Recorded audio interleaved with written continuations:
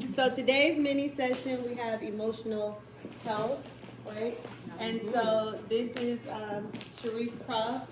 She's also Pastor Sharice Cross. So she has multiple roles, but today she's coming to us from both aspects, I don't guess.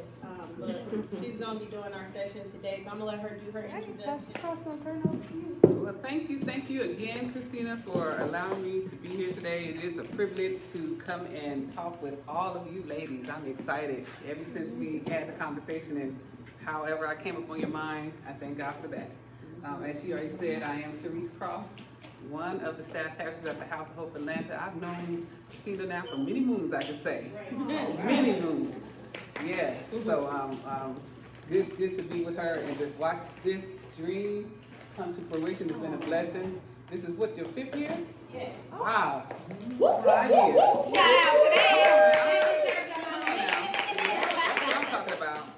So 5 is the number of grace. 5 is the number of grace. So God's grace upon this business and your life and your family's life. So yes, I've again had the privilege to walk with her through some journeys, and the latest one was marriage. She did our marriage. She did our counseling and she married us. Yeah. I'm like, we sisters now. Right. So, yeah. Hello. So, a little bit about my background. Called to ministry in, oh gosh, I think it was like 2006, maybe 5.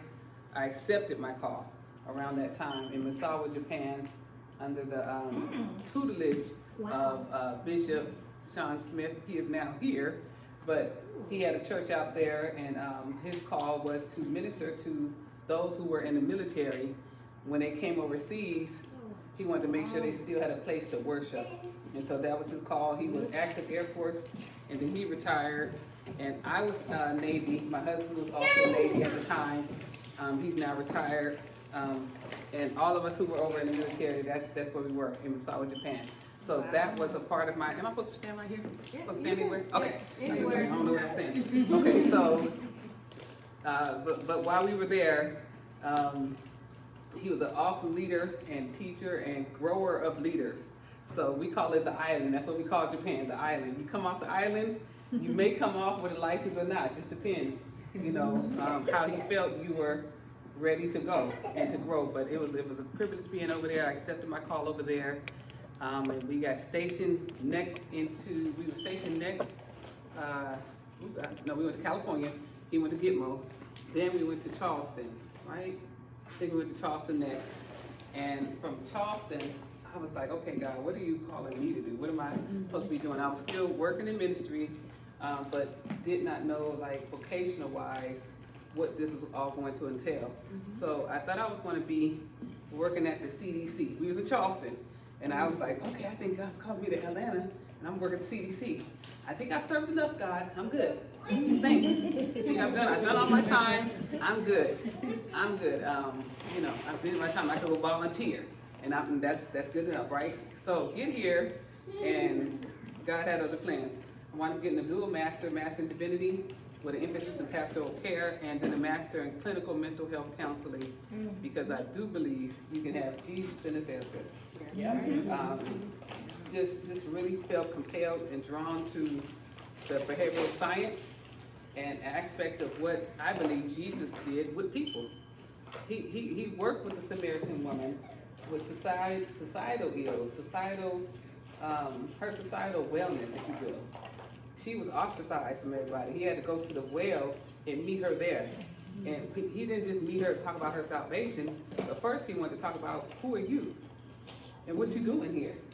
And so if we're going to meet people where they are, we need to meet them where they are.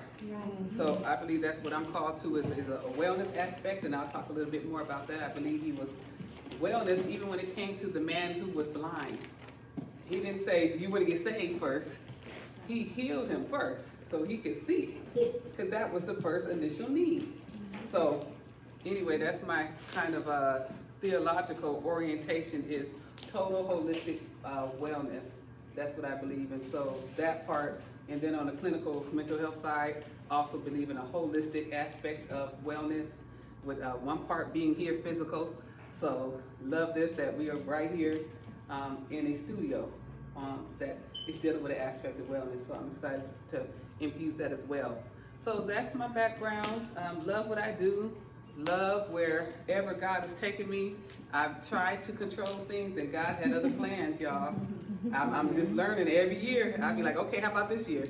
I'm gonna go ahead and take the reins. He'd be like, no ma'am. So today though, actually when Christina had asked me, I was like, okay, you want me to do what now? Like emotional wellness. I was like, okay, let me think about that. Let me think about what that looked like. And one day, Mary J. Blige's song came on, Good Morning Gorgeous. And I was listening to it because I'm a lyric listener. I like beats now. I'm from the 90s, I'm from the 80s, you know, we 70s, we beats. But we listen to lyrics too because we was rappers, right? Back in the day we used to rap. So when I listened to her lyrics, I was like, wow. And if y'all know Mary J. Blige, Mary done been through some things. And Mary gonna tell us what's going on in her songs all the time, right? All the time. So when I listened to Good Morning Gorgeous, that became my emphasis for what we're gonna talk about when it comes to emotional health.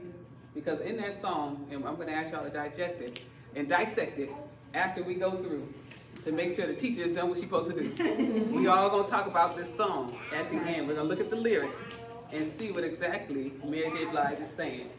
So I like the way that she, I ain't gonna spoil it because then I'll be cheap. Nope. So we're gonna go through that though. But that's gonna be our emphasis. So as we're talking about emotional health, remember we're gonna talk about Good Morning Gorgeous when we do our breakout and all of that now. All right, so our agenda. Again, I said we're gonna talk about emotions versus feelings, think, act, be, and I went to put A, B, C on there. We'll talk about that too. Examining thoughts, grounding, and we'll do some table work. This is the table work, so we'll do that. All right, emotional health. Emotional health. As I mentioned, emotional health is a part of wellness. Wellness is a multi-dimensional like we are. So when we think about, sometimes I think, and I'm excited about the conversation that's going around in society right now that says, I'm on mental health, right? You hear that a lot. But what we don't understand is mental health is a part of wellness. Mental health is multi-dimensional. So if you are, say you are depressed, say you have depression, okay, what else in your dimensions may be contributing to that factor? Could it be a financial health? Could it be a social health issue? Could it be environmental, financial, spiritual? Could it be an emotional? Could it be an intellectual part of your health that is being disturbed? So when people come to me and say they want counseling, I'm going to look at the whole dimension of that person. And that's what we should do. And what you all should do when you're considering yourselves or even your family members. So emotional health, again, is a part of wellness. So as we talk about emotional health today, I also want us to consider the other dimensions of wellness. But we're specifically dealing with emotional health. And I'll cover a little bit of the others. Wellness is more than physical and mental health, and that's what I just talked about. All dimensions of wellness are interconnected and they impact one another. And so the 7 dimensions of wellness include an 8th dimension, and that's occupational. And Lord have mercy. Lord have mercy. I think if we just would look at the last 3 years and see how occupation has impacted our well-being. There are talks now of a 4-day work week. There are talks of the balance, just the first thing was the balance, the imbalance, first of all, and how there was a regulation or trying to be a regulation even now of home work-life balance. What does that look like? You got the work from home movement, you got the, people resisting that, but then you got the other part where they're like, no, you got to come in. So where's the balance in this? And we're finding out just the impact of how that really impacted all of us. And it didn't matter who you were, what economic status you are, any of that, it doesn't matter. And I like to even pause there when we think about Mary J. Blige. Mary J. Blige got money. right? You got good money. And some of us think, I'm just gonna give me a whole bunch of money, I get a lot of money, I'll be good. As we can see, that is one factor of her dimension when it comes to her wellness. But there are other environmental, or there are other social, there are other dimensions of that wellness that may have been impacted in her life, and she loves to share that. And we thank God for her transparency. So, feelings versus emotions, and I put up two wheels. Can y'all see that here? Like I'm standing in the way. No. Feelings versus emotions. What happens is, you can ask somebody, how are you feeling? And they'll be like, they get on my nerve. They get on my nerve. They just get on my nerve. I asked you how you were feeling. And sometimes what happens is we'll use sad, bad, glad, happy. Yeah, you're right. So if you look at the feeling wheel here, these are the basic or external feelings that we have, and if you work your way out, you go into what they are. So it's even, what I think we need to do is increase our vocabulary when it comes to our feelings. Now, women. Oh, sorry. No, you're all right. You're all right. Women, we have a large vocabulary, right? We gonna use all the words. We gonna use all the words. Colors. All of them. Say all the colors. Hello. All of the colors.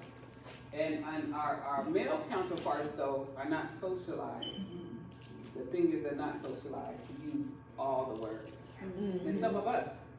Now, if there was an experience in our life, this changes. So if there's a trauma, and we'll talk about that. If there's a trauma that happens, our words shrink.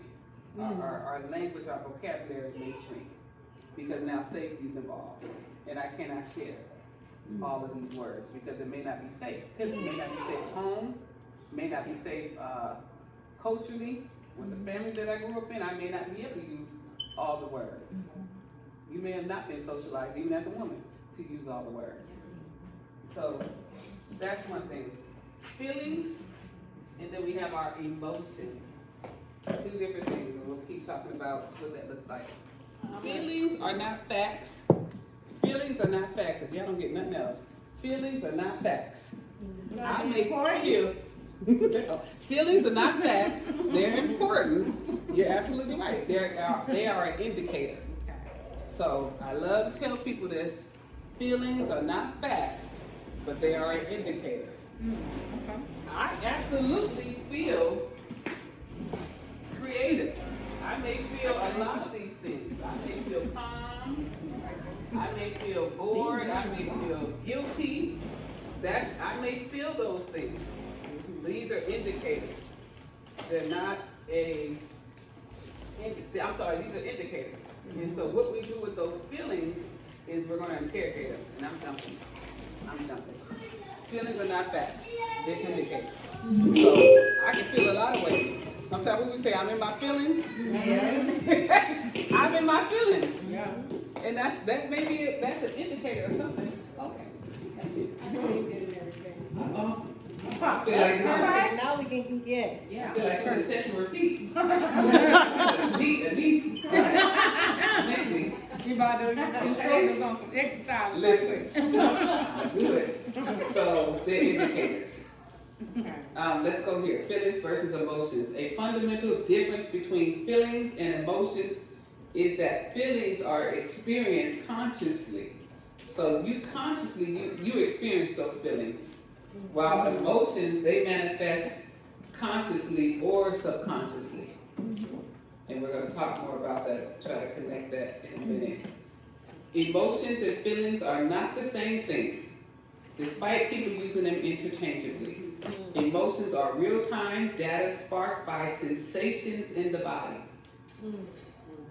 And then we'll talk more about what that looks like if there's a trigger, right? Feelings can be more biased, altered by mental misconceptions. So developing emotional awareness can help prevent reactivity and false beliefs. Anybody else in here ever react? Okay. Yeah, come on. Be my representative. See? So We're gonna learn to slow it down, slow it down. And now, listen, I promise you, God had to get me together. It has been years. I promise. I think that's why you got me in the church, Christine. Get myself together. Ain't let me say you ain't done yet. I know that's Put you back up. I'm not done yet. Ain't done yet. But honestly, learning how to respond. We respond to people. We react to objects. Because there is an I-thou relationship with us. There's an I and you are a thou. I should not be reacting to you as a thou. You are all thous. You are all creators, created by the Creator. I should not be reacting to you. I should not be blowing my horn at you because you got in front of me or you're going too slow. I'm just talking about myself. I'm like, that's a thou in front of me. Why am I'm trying to run, you know. I should not be, we should be able to have a conversation as two thous because we are both created by the Creator, if that's your belief. So we have to slow down, and it's a practice. All of this is a practice. Nothing that I'm saying is something that happens overnight. Okay, so one way we can slow down and understand how to do this practice is by CBT. One theory, this is a theory, there's plenty of theories. One's called, there's plenty of them, but this is cognitive behavioral therapy, and there are others, and this will be on Think, Act, Be. What cognitive behavioral therapy deals with is your thoughts. How many of y'all have thoughts? A lot of thoughts. We have a lot of thoughts in a day, a lot of thoughts in a day. And then feelings and actions. And what CBT is saying is that these are all connected. They're all connected. And so what we do is, when we use the CBT is we slow down. We slow down the whole train, slow down the train. What happens? The first thing is, there's an activating event. Whatever, y'all pick an activating event.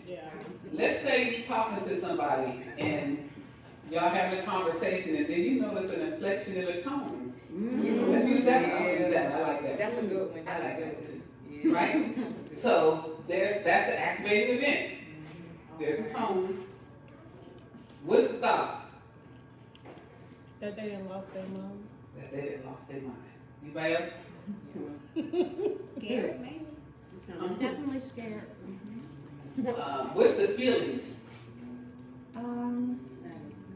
Well, what type of inflection is it? Is it like? Say they got a whole attitude, like you perceive. Oh, they have attitude. Yes, you're talking, y'all are having a discussion. Oh, okay. And then you perceive, And they and I gotta say you perceive an attitude because that's what you hear. Okay. So you perceive and you heard an attitude. Yeah, you heard tones. Your mind gonna go up. So then you see, but we ain't got that. That's how Oh, quick it goes. it just go like this. It goes like that. Like honestly, that's how quick it goes. So that's why we gotta hold that thought. He said, hold on. So then the feeling is Hostile. hostile. So now I'm feeling hostile. I'm feeling defensive, right? I'm feeling like, okay, now I gotta. And so now the action is, I gotta clap back. Cause I feel like you clapping. We I gotta clap back too. Yup. That's it. And you gonna get nowhere. This is gonna be Right. So the goal is so the thinking part of it is cognitive. That's our brain. This is how we're thinking is training our thoughts to serve us well. Now, in order to do this, here's it like, it sounds quick, it sounds easy. But this is taking into context who I am. This is taking into context how I grew up, how my parents talk to me, my family talk to me, how I talk to them, how I deal with my relationships, how I feel about anything that's going on in my life. If there is a trauma added on top of this, this is added to that too.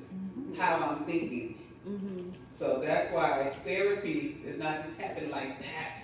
It's not just an instant, quick thing. People are like, why is it not working? Because change is a process.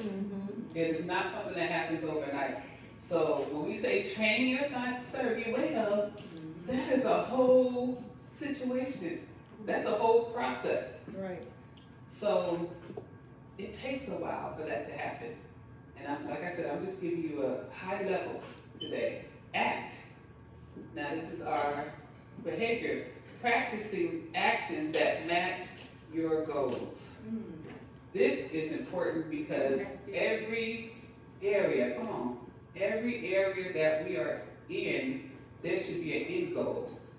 You guys are here, there's an end goal for what you're doing here at this studio. There's an end goal at work, there should be an end goal at home, there should be an end goal if you have another job or whatever, or if you're in school, wherever it is, parenting, working with a baby daddy, a daddy, whoever, a situation, you show where to have to go, whatever it is. Listen.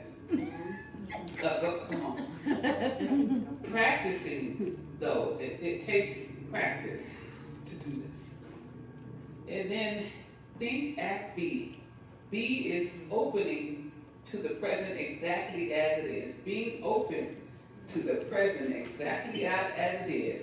Not what happened in the past, not what's happening in the future. We're right here present at this moment. And that is where we get mindfulness from. So this is where we're talking about being mindful in the scheme of CBT. And that's what I thought this would be a good theory kind of to look at today. And then the practice, like I said, it takes a minute, y'all. So if we go back, let's go back. There was someone who had an inflection, right? And the thought would be, and if I were to reframe that thought, because this has happened, I can see it right now. The person had a tone. My tone should not change because I have to say, okay, is she having a tone with me? And her tone has nothing to do with me. That's what we gotta realize. I'm in control of my own feeling wheel, and just like that's why y'all all got your own, because I'm only in control of my emotions and my feelings, not the other person. What we want to strive for is getting to the point where we don't react off of other people's emotions and feelings. It's called being differentiated. We're connected, but I am not connected to your feelings and your emotions to the point where I change mine. Not that I'm a rock. It's hard. But if we look at context, now I'm talking to this person because I gotta remember the purpose and the goal. So when I'm talking to this person, I'm looking and say, okay, what is the context of this person? What is the dynamic, even that we're having this conversation? Is there a power dynamic? Is there a perceived power dynamic? Is there some kind of background that we have that person has? What is going on with that person? Because whatever's going on with them to respond to you like that, that's their stuff.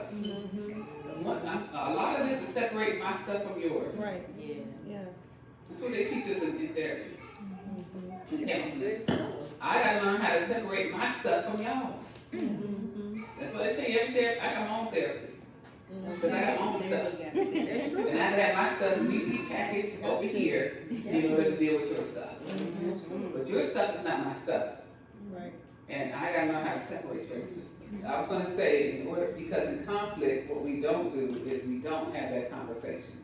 So say somebody, I'm gonna go to your point.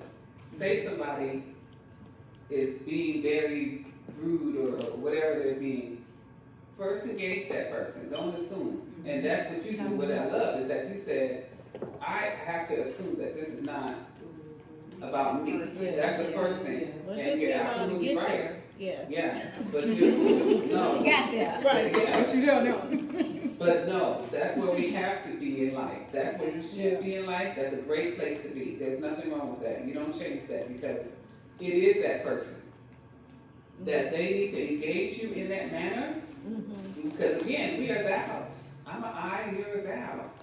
There's no way I should be engaging you beneath that. Because that's something to do with me. That's something to do with that person. Because they say whatever they say you call me a hoe. Does that mean I'm a hoe? No, I'm not a hoe. Now, you have decided to call me a hoe because that's your limited vocabulary and you decided that's what you want to use as a word for me. Right. But to hurt me because you felt like you didn't want to really use these conflict resolution skills. I had to say, okay, this person doesn't have, maybe they don't have the resources to do that inside of them. They may not have the capacity, they may not have dealt and done the work in order to have a, I want to say, a healthy conversation with somebody. And it's a skill to deal with unhealthy people. Yeah. It's a skill to deal with unhealthy people. That's all I can say. It really is. We have to be healthy on our part. I can't make anybody else healthy. Yeah. But I'm going to mirror to you, and I'm going to show you what healthy looks like. And I continue to say, hey, again, we've had this conversation. That doesn't feel good. That tone, the way that's coming at me. I want to engage you, but we got to do this better. So we want to take a moment. We'll take a moment and let's come back and let's engage. Right. Let's take a moment then, to maybe give you a chance to reset and calm yourself. Because that makes me feel. So always use your I say, I feel whatever it is you feel. I feel hurt, I feel belittled, whatever it is. We got our feelings with. I feel when this happens. And so you don't say, you make me, no, because nobody makes you feel anything. I feel, and we own our own emotions on how I feel. Good? You said earlier, how some people, a lot of that stuff come from childhood. Yeah. And they be acting all this out. Because something they done in childhood. That's scary though. It's all of us have had something. There's not a perfect family. Not one. No, not one. You're right. And we've all had, it said that there's I didn't put it up there, the statistics, I was looking at it though, half of the population has some kind of traumatic event in their life. Half of the population. And that's women, that's just women. And then, I want to say it's a percentage of women who are going to develop PTSD. The U.S. is not safe. Especially the world is not safe for women. Now, add on the fact that you're an African American woman or a woman of color. There's no safety right there. And we are put in environments that are not safe for us. Then we have our black men, they're not safe. Our children are not safe. It's just, and then you have white people who don't feel safe, right? So if all of us don't feel safe, how are we responding and reacting to one another? Guess what we are all in? We're all in this fight or flight mode. All of us. And that's what we really have been in the last 3 years. And we want to come out and act like, oh, everything's fine, let's just go back and everything's normal. No. We all need to be regulated and try to get some regulation going. That's why you see people running into people, doing all kinds. It's just a whole lot happening. And I knew this year, I said, this is not going to be a good year because people are coming back out and we have to learn how to play with one another again. Right. We have not been in the sandbox together. Right, that's true. We've been in our own sandboxes and we've been talking about we don't like them. They get on our nerves. You got the Republican sandbox, you got the Democrat sandbox, you got the black sandbox, the white sandbox, you got the millennial sandbox, you got the boomer, you got all these sandboxes. And then now we all coming back and we're honestly learning how to play in this sandbox together. But we also got some pain and some harm that's happened to us while we were in our sandboxes. So now we're coming out and there's harm coming out as well. A lot of things, and that's just, to use that analogy, but it's very serious on what's happening. So this is why, even with our kids, suicide rate is so high. Because they're not understanding how to even regulate their emotions. If my girlfriend break up with me, I'm gonna kill myself. My boyfriend break up with me, I'm gonna kill myself. We have to help them learn how to regulate their emotions, but they have technology. That's what they've grown up on. So the way that they regulate and how they connect with one another is different than how some of us connected. So many things happen right now. So much has come out. So many thoughts, so many, theories are out here right now that it's a lot happening. And the bottom line is, we were designed for connection. That's the thing. We were designed for connection. At the bottom base of all of this, we were designed for connection. That's the base of the line. But somehow we have all this going on right now, and I have to think at the base of this, how can I connect with you? How can I connect with you? That's what I've been trying to do, and that's what I've been trying to focus on. And all of that, because it's a lot of noise, it's gotten really loud, if you will. That's why mindfulness is a great thing, y'all. We have to quiet our minds and quiet our worlds every day, because there's so much noise. We have access to a whole lot. We could be up 24/7, looking and hearing and watching stuff. And we have to, be still and let our mind be quiet. So that's why being open to the present exactly as it is very important. And the internet is great, but it also gives everybody an opinion. Everybody got a comment. Everybody got a scary. I said, you know what, people, just throw the whole thing away. We'll try it again. We'll try it again. But it's something. It really is. But we're gonna focus on what we can control. What we can control. Good stuff, y'all. Anybody? Okay, this is good. So, with examining our thoughts, a part of the first thing that we need to do is start examining those thoughts.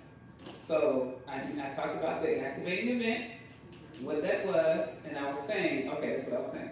So the activating event was the person had a tone. I need to then examine, how do I examine that thought as I start to say, okay, what is something about this person I know? Because that's another way, when I talk about connection, what is something I know about this person that's true?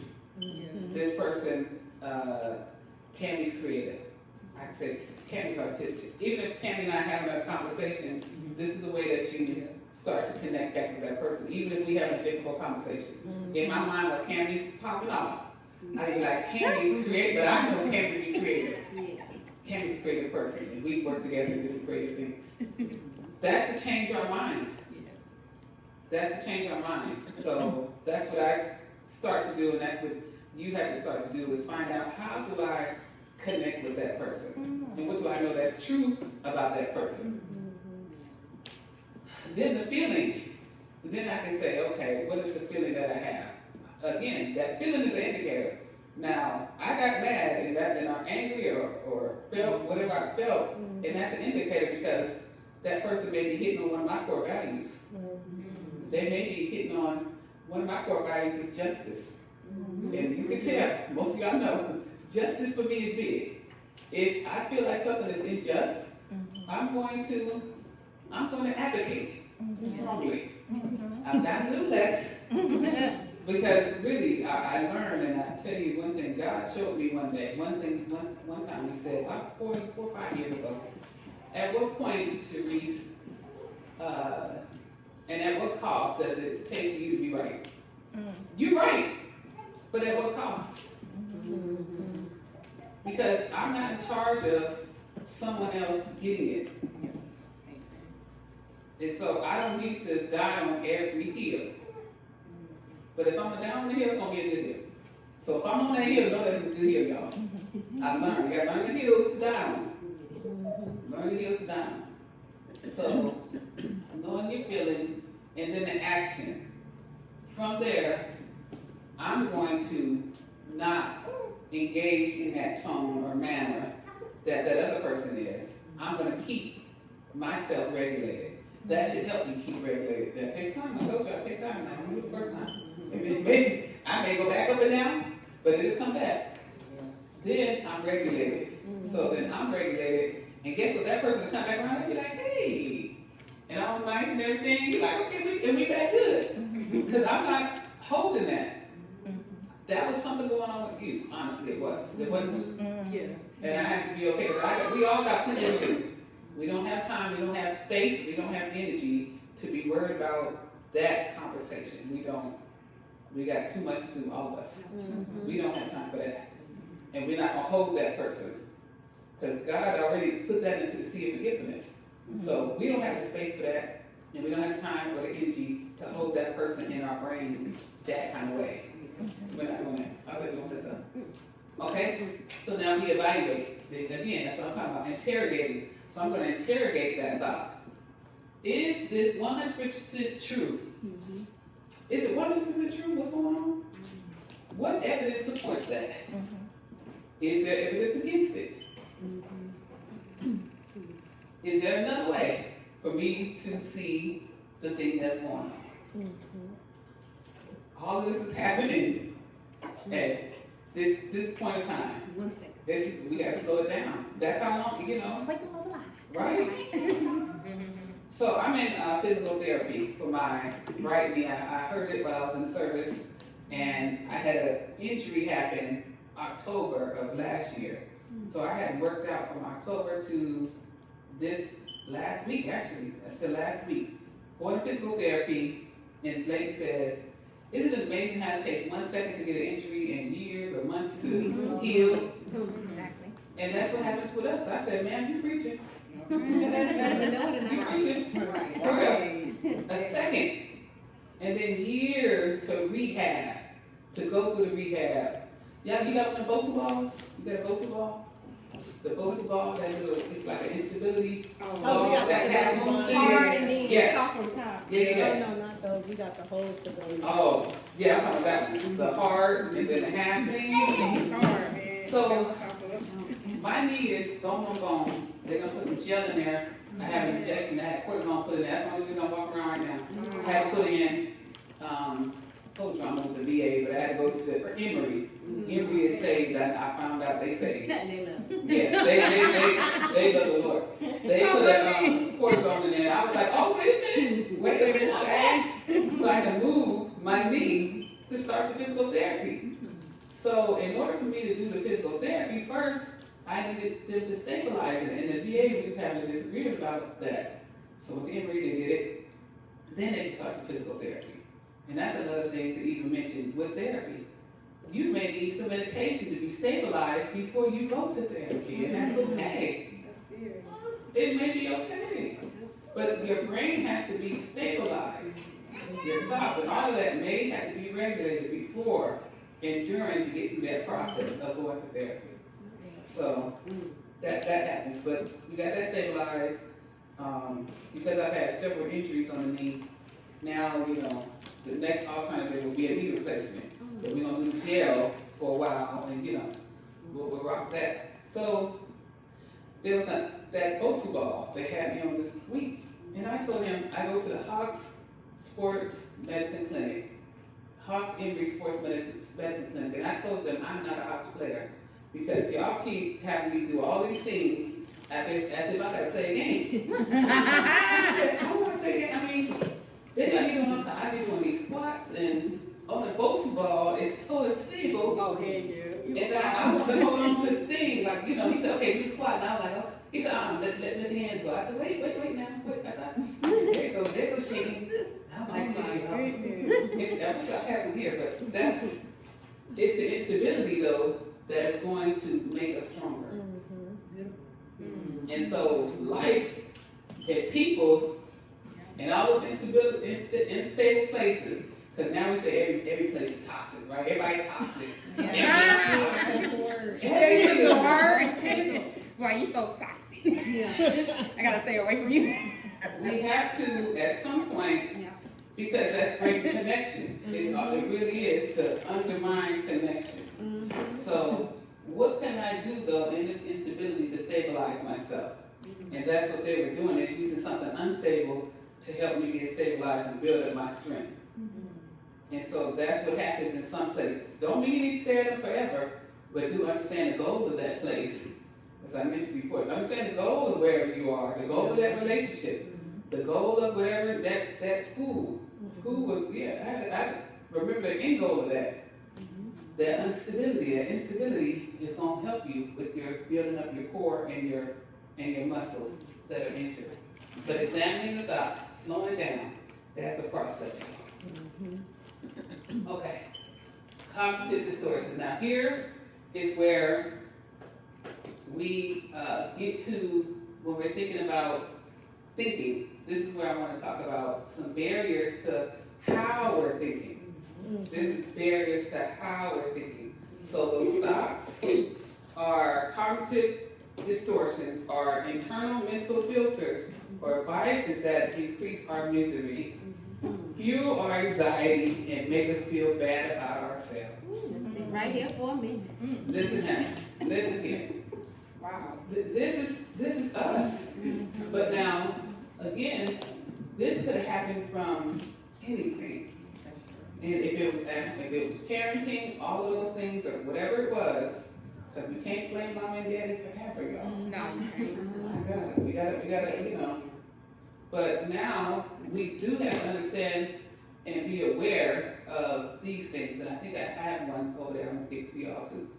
But these are the 12 most common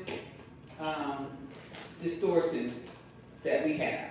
The first one would be mind reading. When you assume you know what other people are thinking. That just takes me to I don't know where that takes me, y'all. I'll be on Mars. If you think you assume you know what I'm thinking, we cannot assume. We are not in nobody else's mind. I do not know.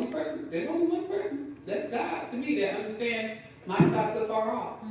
Nobody else knows what I'm thinking in my mind. I don't know what's in your mind. I can't say I know that. We can't do it. We do it in all kinds of relationships. Even if I'm looking at you, she looks mad. I think she's mad at me. It would make a whole story. I think he's mad at me and he want to leave me and he got a girlfriend over there. It's just a whole story. I think they're going to get rid of me or whatever it is. It's just, no. Negative focus. Negative focus. You got me moved over? Like take it and just tuck it behind it. Yeah, like that. There you go. That's perfect. Yeah, there you go. Negative focus. When you ignore the positive aspects and only focus on the negative. So one thing about our brain is designed to see the negative. Because our brain is designed to keep us alive. Because my brain is trying to keep me alive. All of our brains are trying to keep us alive. Like to protect you? Yes, yes. It's not that. So some people, when we talk about being pessimists, there's that. But there's also, if I'm in a room, I'm going to find that thing that may be out of place. You can be like, I got this all nice on, but they be like, look, she got a little roll over, she got a little this, she got a little, I like the way that you don't see the thing. Or you may see the crack or whatever it is. Your brain is designed to keep you alive. And that's an issue, but it's a blessing, but it's also a curse. Because if it's hard, or if your body feels stressed by it, then your brain says, we don't need to do that. So say it's school, say it's writing a book, say it's starting a business. That's why it's a constant fight to stay motivated, to stay consistent, because the brain is saying, don't do that no more. Remember how you felt last time? You don't want to do that again. So it's designed to keep you alive, and that's by any means necessary. Okay. Catastrophizing. When you expect the worst case scenario to happen. Anybody else? That be me. All the All the time. time. Come on. Like, I don't have no expectations. It's like I'm prepping myself for disappointment. So That's what I Yeah. said, because I'm like, if I don't expect it, you can't let me down. So I'm like, or if I do expect it, I expect the worst thing to happen so I can be prepared Yes. in case it do happen. See?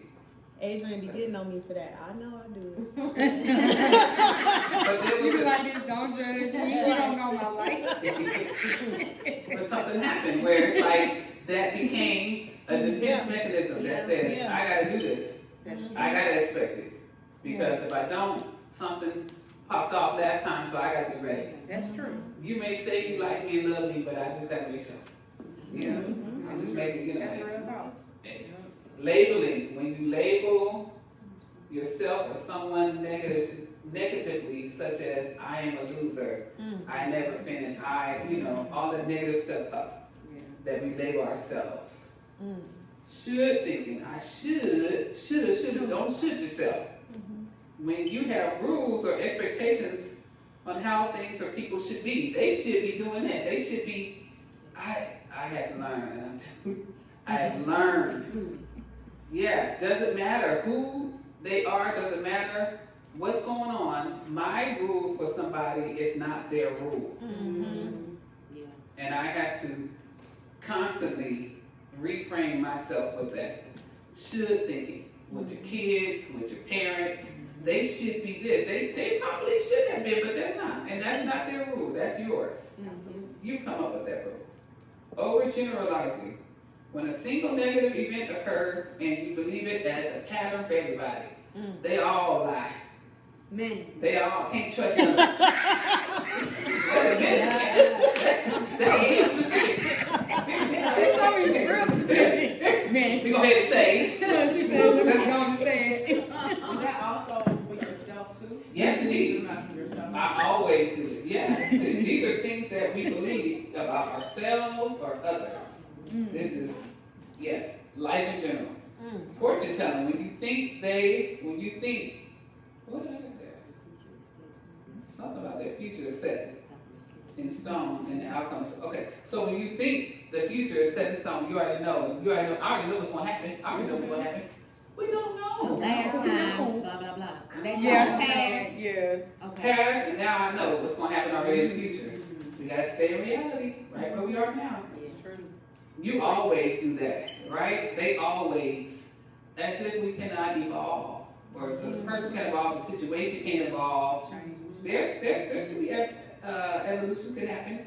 Personalization. When you feel personally responsible or guilty for things you can't control. I can't control everything. Some things I can't control, I just gotta let that. But some of us, oh man, you gotta release. You want to protect yourself. I'm the kind of person that wants to stay in control because I don't know the outcome of everything else. Yeah. So at least I know I got me, but that's not Release that too. Right. Let it go. Let it release it. And if they say whatever, let them say whatever. That's their issue. That is, what you say about me is none of my business. That ain't none of my business. What I say about me, that's my business. Owning the truth. When you are certain you are right and your opinion is the truth. But I tell you, I'm telling you, I can be right. And I explicitly heard God say, at what cost, though, Sharice? Do you have to be right? Yeah. Even if you are right. How long are you going to stay on this hill? Because the other person bent on being right or lying, even if they're lying. They ain't gonna change and say, you know what, I'm lying. Ain't that mean people gonna say, hey, you know what, I'm lying. They're just not gonna do it. And so, what are you gonna do with that? How long are you gonna down that hill? Go ahead, let it go. You know the truth. It's gonna come out in the wash, as the old saints used to say. They gonna have to get their helmet on. But in that case, like, what if you're not right? And your opinion is not the truth, like, but you just gonna stand on the fact that you right and that's the truth. Yeah. But the reality is like, no, you're wrong. And so in that case, you just gotta leave it alone too. Leave it alone. And hopefully that person comes to themselves and say, I was wrong. I'm wrong about that. I'm hoping at some point, because there's some things I've been wrong about. I admit that. I'm like, I'm wrong. Oh, that's wrong about that. Let me hush my mouth. Let me close my mouth. I tell you, I don't talk as much. I've learned. The more I've learned, the less I talk. I ain't playing. The more I learn, the less I talk. Just world thinking. When you assume that everything in the world will be balanced fairly, the world ain't fair. And this is not our home for some of us. This ain't home. This ain't it. Whew, when you assume you can control everything that happens in your world. That's me. You can't control everything that happens in your world. You really can't. You can't. Right. Not That's not fair. You thought that was gonna happen. Right. So those are the common cognitive distortions, y'all. And they real. Now, when we think about, again, our emotional health, and when we think about how we respond to people, how we think, it has to do with one of the areas may be trauma. It may be the trauma. So we remember trauma with our feelings and our bodies. And so that's why I wanted to connect this with what we're talking about, because we're talking about emotions and we're talking about feelings, is because trauma is not up here in our head, more so it's in our body. There's a book by Bessel van der Kolk called The Body Keeps Score. It's a textbook. Y'all need to get it. It's a textbook. Okay. So don't forget that. But there are trauma-friendly books for the lay person. But he talks about, and Bessel van der Kolk studies trauma. That's what he does. His whole thing on trauma. But his premise is that the body keeps score. So even if there was a traumatic event that happened to you that you may not remember up here, your body has encoded it and it's in your body. And so when we think about a trigger, that is the bodily response to a similar sensation that happened when that trauma occurred. So I may have a trigger, but I am not a trigger. Y'all get that? I may have a trigger, but I am not a trigger. Because it's a bodily response that happens. Connected to whatever that experience that happened back then, and it happens now, and I have to be aware of what that looks like. So I mentioned trauma because, again, women, we have a high rate of trauma in our lives, and 1 out of 7 women, and there's 7 women here, will have experienced trauma. So I wanted to highlight trauma as one of the areas when we're talking about emotions, because this is where it shows up. And emotions are in our relationships. Whatever that relationship is it work, romantic, parental, all of those relationships. So that's where it comes up. We don't remember trauma the way we remember ordinary events. So trauma, if we've had a traumatic experience, it will not be chronological, if you will. It will be fragmented. You'll have pieces of it. Because the brain, inside of a traumatic event, again, is trying to what? Keep us alive, right? So it may shut down, it may come back. It's trying to keep you alive doing whatever was going on. If you were raped, if someone raped you, your brain may shut down and allow you to dissociate from your body, meaning to separate from your body for a moment to get through that process and then come back. So you have people where you'll say, or it won't come up for years. And it's like, oh my gosh, now I'm with somebody and something happened. And it's like, oh wow, I think that happened to me. Or say you were abused as a child. It may come up later because the brain has decided it's got to save you, it's got to keep you safe. So we're going to tuck that away, and that goes away in our unconscious and when it sits there. And so I may not remember it chronologically, I may not understand it, it may be pieces of it, because that's the body way of keeping us safe. When we are triggered, the prefrontal cortex shuts down, and that is where we're verbally, that's our thinking, verbal responses and thinking, that all shuts down during that time. So if I am triggered, this is why, if we're triggered, we're gonna be quiet, or we're gonna say stuff that we don't want to be, that we don't need to say. You ever just go off. That's shut down though. So that front part, you wonder, why are they acting that way? The prefrontal cortex is shut down, they are activated, and it's either fight, or flight, or freeze. You ever seen the deer freezes? Or we gonna fight, and fight looks different ways. It could be verbal, it could be physical, right? Or it's flight, I'm gonna move, I'm gonna shut down. How many of y'all know people that shut down, just shut down? Don't matter how you talk to them, they're wall. The walls come up. Those are the 3 areas when you're activated. making it hard, so that makes it hard to think and talk. And we are flooded with intense emotional and bodily memories. So then your body starts to feel how it felt during that traumatic event.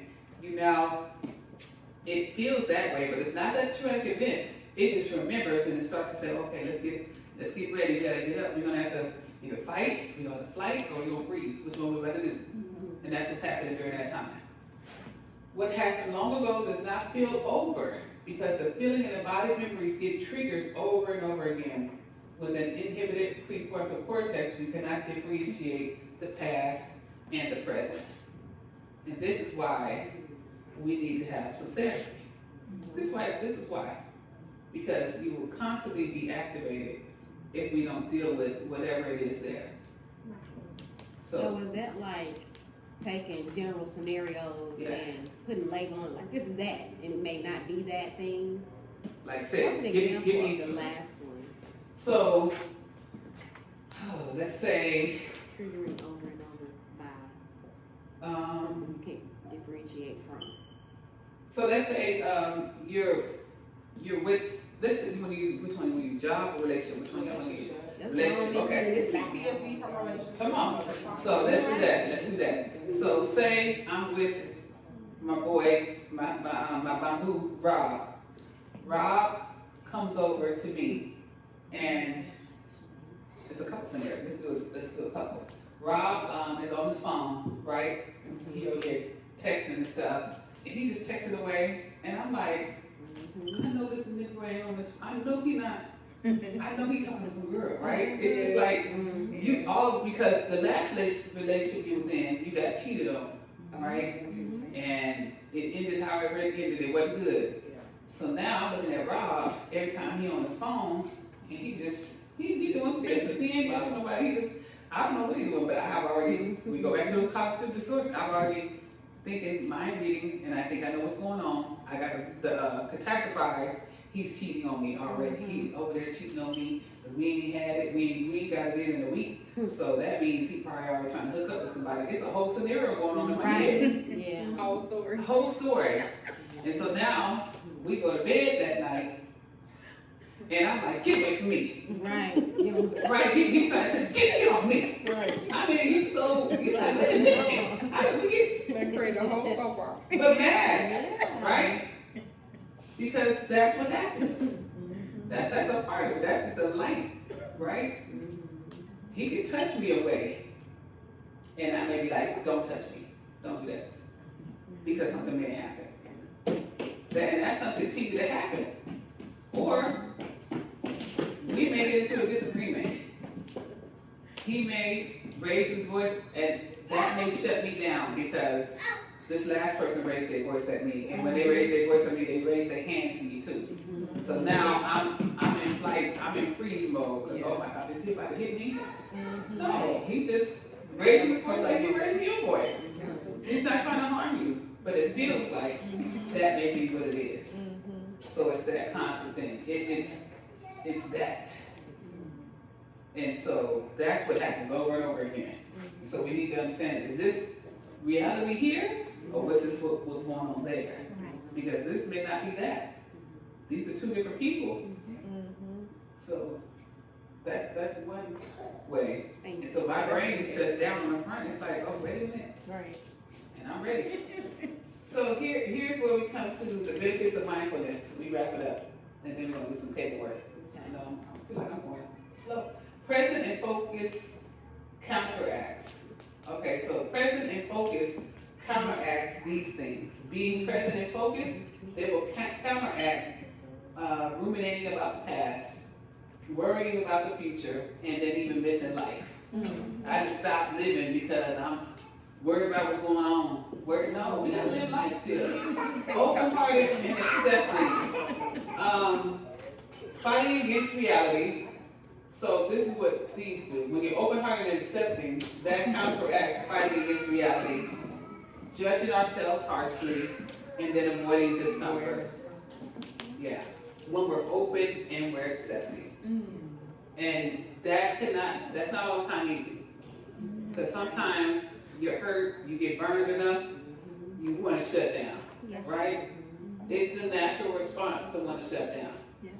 It is. And we gotta keep our hearts open though, y'all. You right about That's that. huge.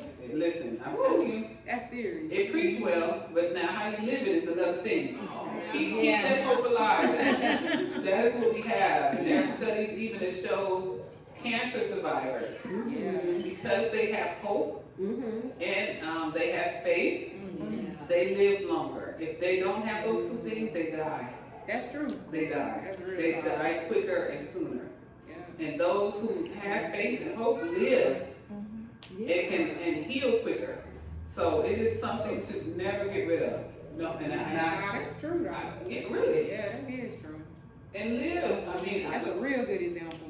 I feel like the older I get why people close up because you get burned. Right. And you're like, you know what? Yeah. Let me take my ball and go on home. But we have to keep ourselves open. Keep ourselves open. I use the method, 3 strikes you out. That's it. Listen. You cut me 3 times, that's it. And some people, there's a season.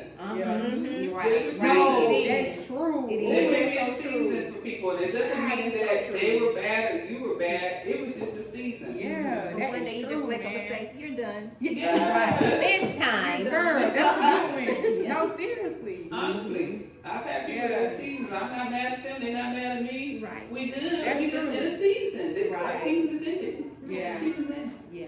Man. Yeah.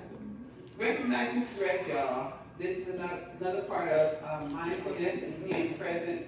Stress is a mental, physical, or emotional demand on our resources, I should have said. The stress responses involves every aspect of our being, our mind, our body, behavior, and our emotions. That's how stress impacts us. In our mind, our body, behavior, and our emotions. So, how do I reduce these stress responses? Notice when I need to manage my stress. I need my little buddy out here. He's going to come out here and give me over here points. Consistent physical exercise, which y'all are doing. Yeah. So again, when I talk about that dimension of wellness, this is what y'all are doing. You're doing a dimension of it, and we want to make sure we're following those others to get that whole wellness aspect of what you're doing. Plan to do things you enjoy. Schedule short and long breaks. That means taking mini vacations and long vacations and time away on the week, time away during the week and the weekday. Being open to new experiences. Yeah. Engage your spiritual practices. And I put that because faith is a part of wellness. And so, in whatever your spiritual practice is, it makes sure you're engaging in something that's higher than you. Check your stress-related thoughts. Going back to ruminating over things that I don't need to think about. So, making sure you're engaging in those things. So, here's a grounding exercise we're going to do real quick because we've talked about stress, we've talked about trauma. So, I wanted to come back with this grounding exercise. It's called 5, 4, 3, 2, 1. 5, 4, 3, 2, 1. 5 things I can see. So here is the steps, 5 steps to a calmer me. This is a room that has a whole bunch of stuff here. I've been looking all day like, ooh. Okay, so 5 things I can see. Look around, 5, you don't have to look around, but however you look. 5 things I can see, 4 things I can touch. You want to do that now. So you're looking at 5 things you can see, 4 things you can touch, 3 things I can hear. I can hear the sound of light or something, I don't know. 2 things I can smell, and then 1 thing I can taste. So as you get a chance, 5 things I can see, 4 things I can touch, 3 things I can hear, 2 things I can smell, and 1 thing I can taste. When you are in a situation and you're activated, you want to take this and do this. This is one area of grounding you can do. Plenty of others. Another one is, this is one. So if you're activated, do this. If you're wanting to just ground for a minute, you can just stand or wherever you are, just look around. Notice everything pink. Yes. Exactly what I put. Pink, you know, pink or silver, just whatever, to give yourself a moment to come out of that, so your mind and your body can regulate back and get back online. So these are ways. All right, and I'm gonna not say thank you yet because we got a few things we're gonna do for some paperwork. So that was that. That's that. Any questions about what y'all saw here?